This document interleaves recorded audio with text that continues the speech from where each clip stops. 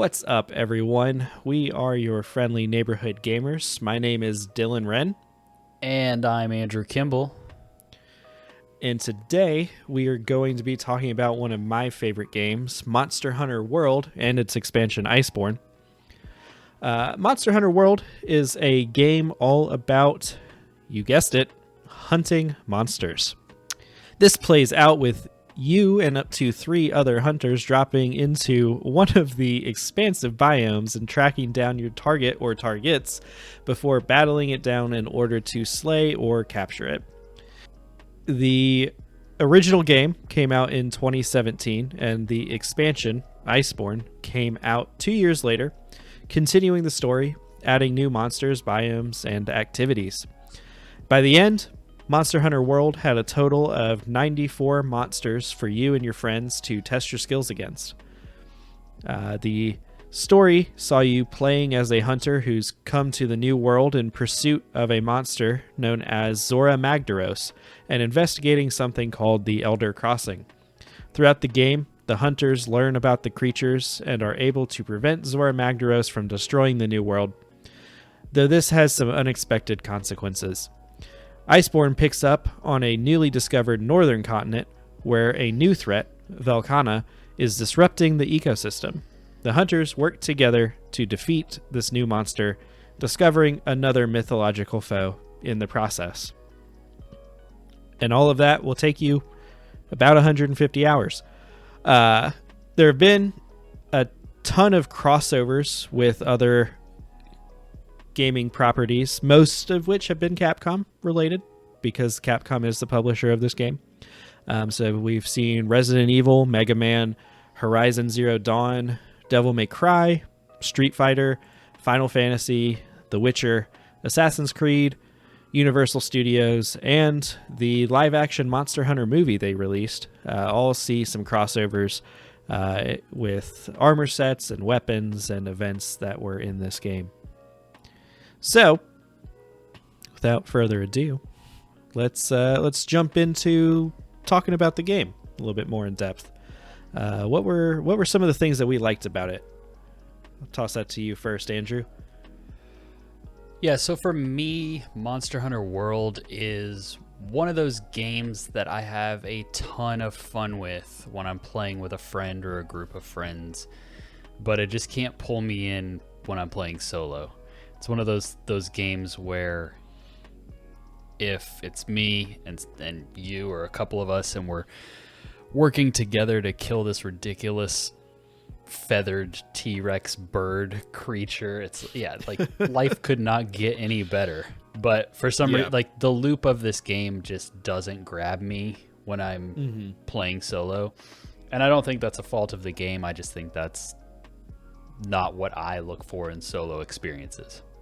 Yeah, for sure. The loop is very much go in to this environment, track down monster, fight monster for roughly 20 minutes or more, typically, and eventually beat it into submission. And that is what you start off the game doing, and that is what you will be doing at the very end of the game as well. And they throw in some variety, but like that's the core gameplay loop there. And so like it's definitely one of those where it's like if it hits for you, it's awesome because it's like kind of just like a big boss battler. But if it's not hitting for you, if you want a little bit more like exploration or a little bit more social, like it is a great one, like you said, to have fun with friends on. But the solo experience is not for everybody. Yeah, and I don't want to sound like I don't want to oversimplify what that gameplay loop is, because every weapon plays different. Every monster is a different kind of fight. There is a lot of variety in that loop with what you're doing. But yeah, as you said, it is essentially, find monster, hunt monster, kill monster, and then use that monster to upgrade your gear, which is cool. They did a really good job of, in World specifically, this is the only Monster Hunter I've actually played they did. I thought they did a really good job of realizing the monsters, realizing the world. It felt big. It felt lived in. It was really cool to see two monsters discover each other on the map and start fighting each other.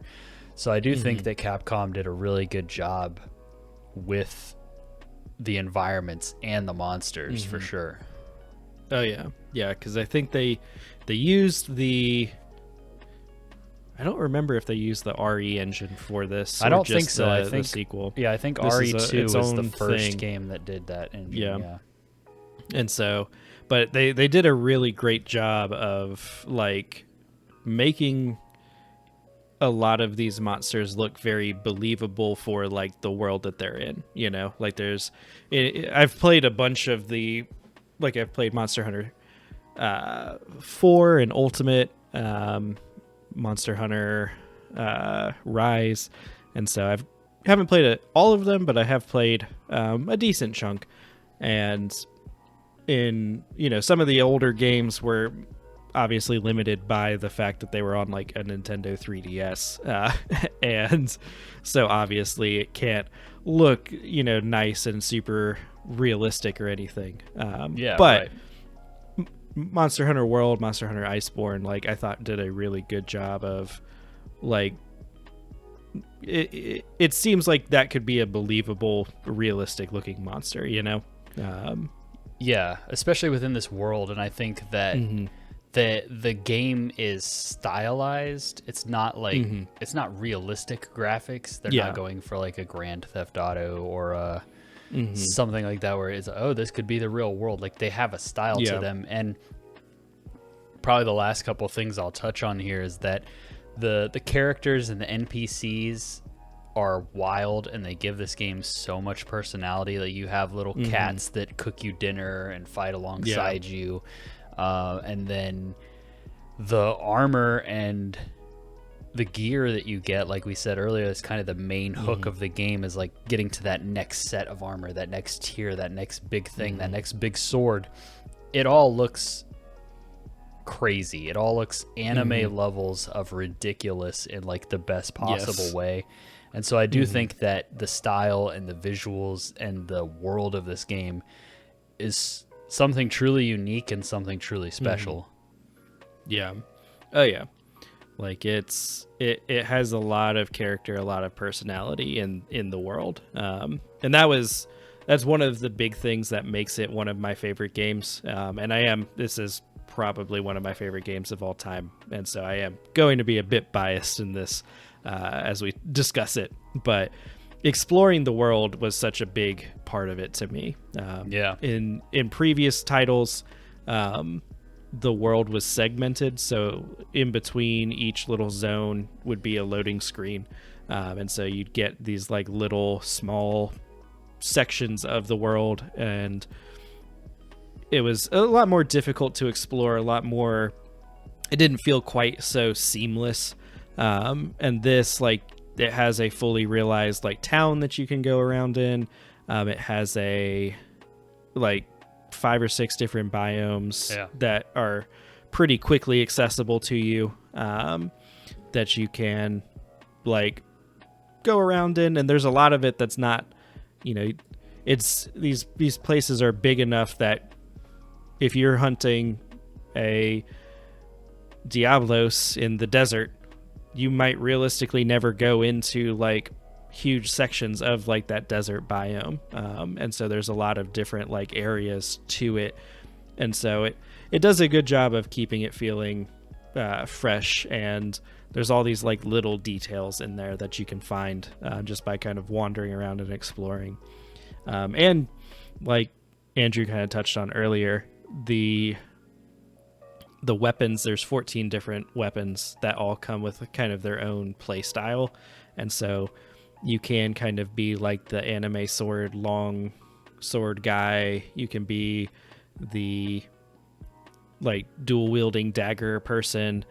But if you want to play it more like a third person shooter, they've got like a light bow gun that you can sort of run around and play it more like a third person shooter. So it keeps it feeling fresh. Like if you ever kind of get bored or stale in one of the play styles, you can pick one of 13 other play styles and kind of mess around in there. And that's another big part of sort of that loop that we touched on earlier, is just kind of like with each of the new like 94 monsters that you fight, you get a new set of like armor that goes with them. And so it's like, oh wow, that's like I can't wait to like learn this monster, figure out how it fights, how its behavior affects the environment and like other monsters, and then kind of overcoming it and getting back to base so that I can find out like how cool its armor looks and can I upgrade my weapons to use this monster's parts now. So yeah, so that was a lot of gushing from me and a lot of positive words from you too, but I had to find something. I struggled to find things that I wished were a bit different. There are a ton of systems in this game. Yes. And so it's cool. Like it's cool that there are so many different things that you can do in this game, and it feels like it really gives that game legs. Right. That said, helping somebody get into the game, especially now, can be a little bit overwhelming because I am over 400 hours into the game at this point, and I still occasionally will run into like hey, here's a new system that you can use in the game, and you know, like you can take these gems and put them in this machine and it'll do this, and it's like, wow, do I need to do this? Like a lot of them are optional, but there's a lot of just kind of tutorials and information that'll pop up, and it's not just all like front loaded in the beginning. It's like, no, you can be 350 hours in and unlock a completely new like little system to upgrade your weapons and armor. One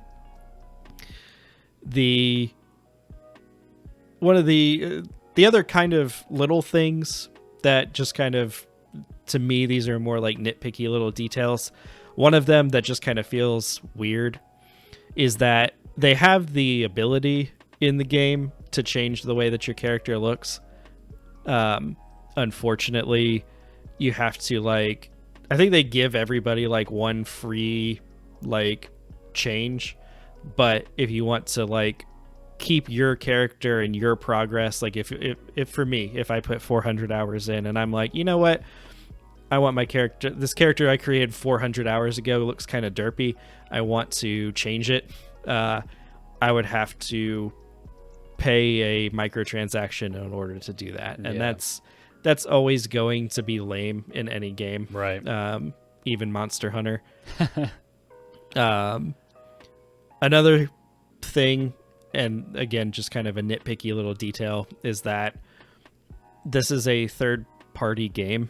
Like it's a Capcom game. It's on Xbox and PlayStation and PC at this point.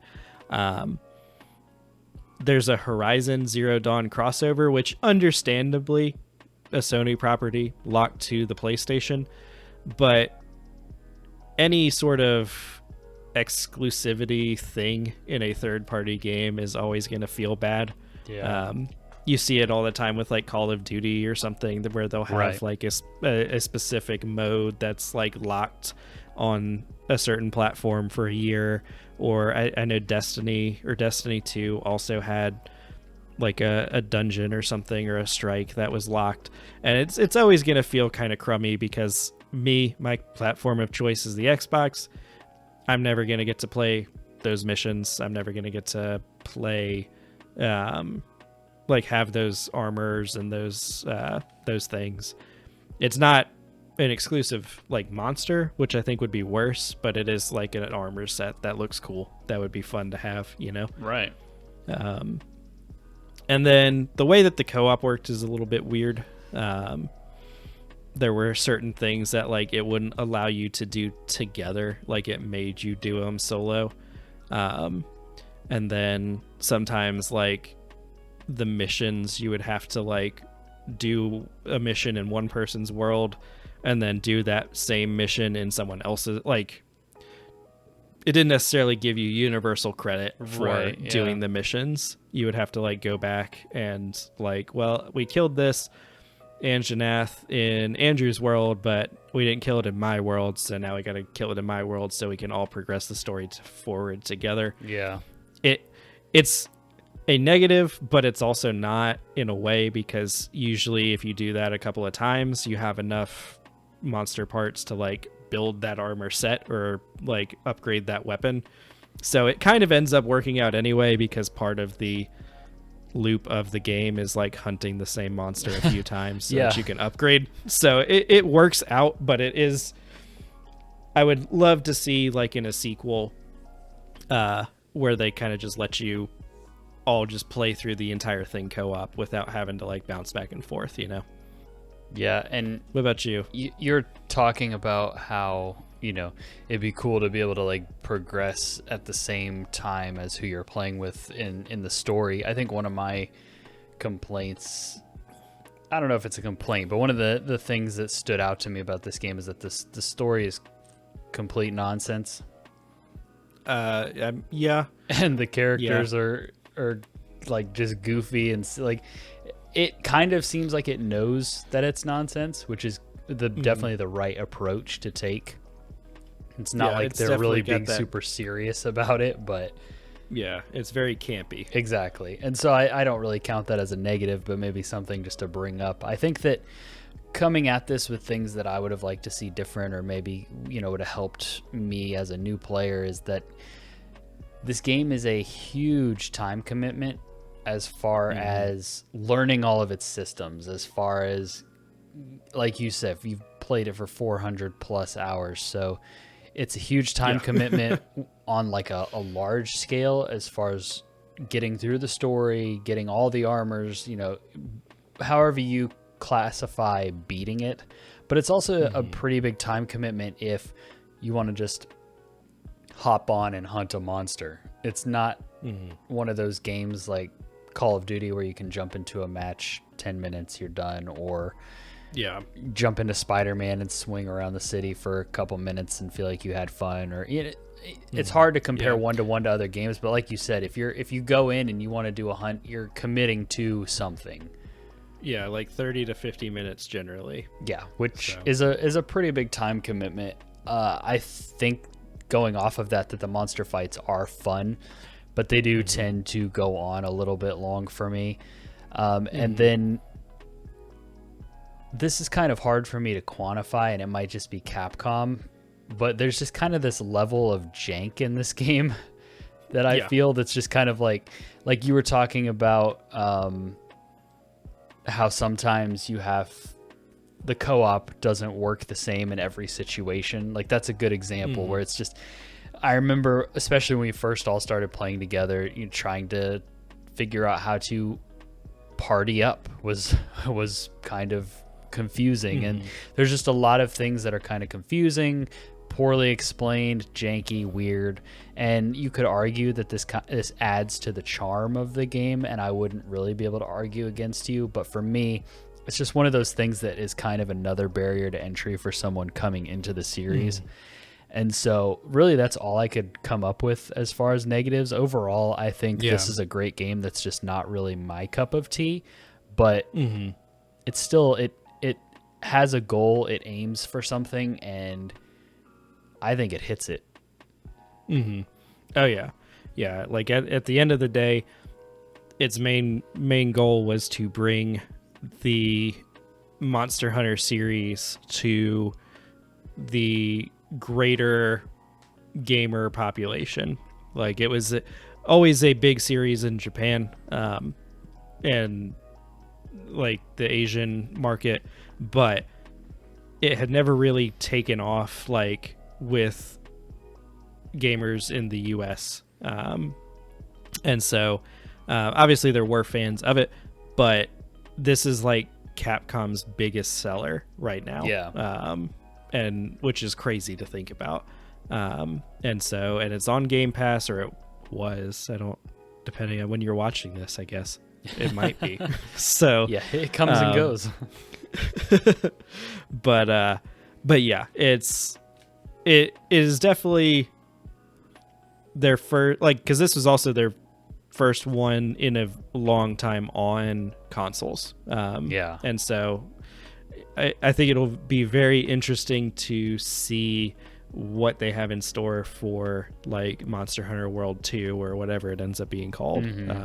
Because I think that'll be a very cool, like there's a lot of cool stuff in Monster Hunter Rise. It's not quite like they carried over a lot from Monster Hunter World, but it's not like Monster Hunter World 2. So I think it'll be very cool to see what they end up doing with another Monster Hunter World game, and continuing to like expand the list of monsters and everything. I think it'll, and just taking advantage of the new console generation that's out too. So I am looking forward to seeing where it goes from here. So let's move on to the verdict. So I'll go first because I'm obviously biased. This game is S tier for me. Like I said, it's one of my favorite games of all time. I've put in 400 plus hours to this game. Of course it was going to be an S tier game. Right. I'm not just like, this game's terrible, let me play it for 400 hours. Exactly. It's one that I still have installed on my Xbox and will probably never uninstall until maybe the new one comes out. And I keep going back to it consistently. It's one of my like comfort food games of just like, hey, I have like 30 minutes to do a hunt. Let's, hop in there, load up, and I can do it in 30 minutes because I've progressed far enough in. But yeah, it's a beautiful game where you hunt giant monsters, and if that sounds interesting to you, I don't think you can get better than Monster Hunter. So what about you, Andrew? What do you think? This game is a solid B for me. It's an impressive game, and what it aims to do, it does really well. It just isn't my favorite type of game, and the jank and overwhelming systems and time commitment bring it down a bit for me. But there's no denying what this game is and what it did for the Monster Hunter franchise and for Capcom. It's really impressive. It's just one of those things where, not everything is for everybody. And so I enjoy this game in certain situations, but in general, it's just not my kind of game. Yeah, for sure. Well, hopefully you guys found this helpful. If you did, subscribe the video. We'd love for you to engage with it. If you want to hear more from us, check out our podcasts. You can find us wherever podcasts are, wherever you prefer to listen to them, at your friendly neighborhood gamers. We also stream on Twitch at neighborhood_gamers, where we are streaming every Friday night. But with that, get out there, hunt some monsters, and remember, stay friendly, gamers.